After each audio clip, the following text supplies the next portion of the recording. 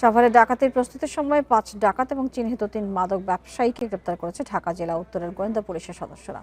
গ্রেপ্তারকৃতদের দুপুরে আদালতে পাঠানো হয়েছে। সকালে ঢাকা জেলা উত্তরের গোয়েন্দা পুলিশের কার্যালয়ে সংবাদ সম্মেলনে এসব তথ্য জানায় ঢাকা জেলা উত্তর গোয়েন্দা পুলিশের ভারপ্রাপ্ত কর্মকর্তা সাইদুল ইসলাম।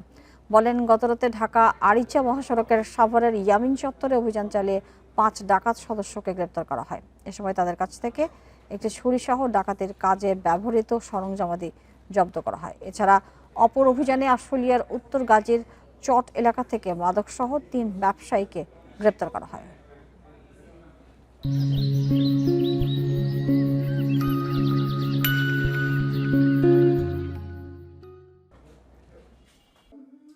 সাভার থানাধীন পাকিজার মোড় এলাকা হতে গোপন সংবাদের ভিত্তিতে ডাকাতির প্রস্তুতিকালে ৫ জন ডাকাত দলের সদস্যকে গ্রেপ্তার করি। তাদের ৩ জনের বিরুদ্ধে ডাকাতি, ছিনতাই, চুরি সহ একাধিক মামলা রয়েছে এবং তাদের হেফাজত হতে একটি ধারালো ছোরা, একটি কাঠের লাঠি, ৩টি লোহার রড উদ্ধার করা হয়।